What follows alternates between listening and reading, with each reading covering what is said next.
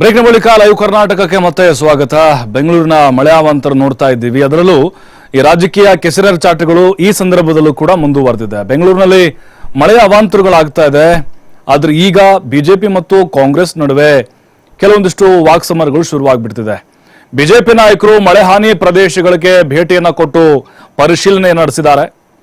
ಅದರಲ್ಲೂ silk board ಆ ಭಾಗ ಏನಿದೆ, ಬೊಮ್ಮನಹಳ್ಳಿ ವ್ಯಾಪ್ತಿ ಸಿಕ್ಕಾಪಟ್ಟೆ ಮಳೆ ಆಗ್ತಾ ಇದೆ. ಡಿ.ಕೆ. ಶಿವಕುಮಾರ್ ಹಾಗೆ ಸಿದ್ದರಾಮಯ್ಯ ಅವರು ಕೂಡ ಭೇಟಿಯನ್ನು ಕೊಟ್ಟಿದ್ರು. ಈಗ ಬಿಜೆಪಿಯ ನಿಯೋಗ ಕೂಡ ಅಲ್ಲಿ ಹೋಗಿದೆ.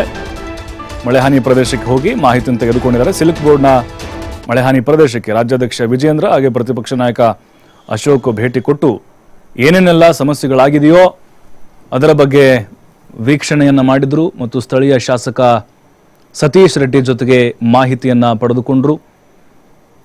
ಚಲವಾದಿ ನಾರಾಯಣಸ್ವಾಮಿ ಕೂಡ ಸಂದರ್ಭದಲ್ಲಿ ಹಾಜರಿದ್ದರು. ಇದೇ ಸಂದರ್ಭದಲ್ಲಿ ಕಾಂಗ್ರೆಸ್ ಸರ್ಕಾರದ ವಿರುದ್ಧ ನಾಯಕರು ವಾಗ್ದಾಳಿಯನ್ನ ನಡೆಸಿದರು.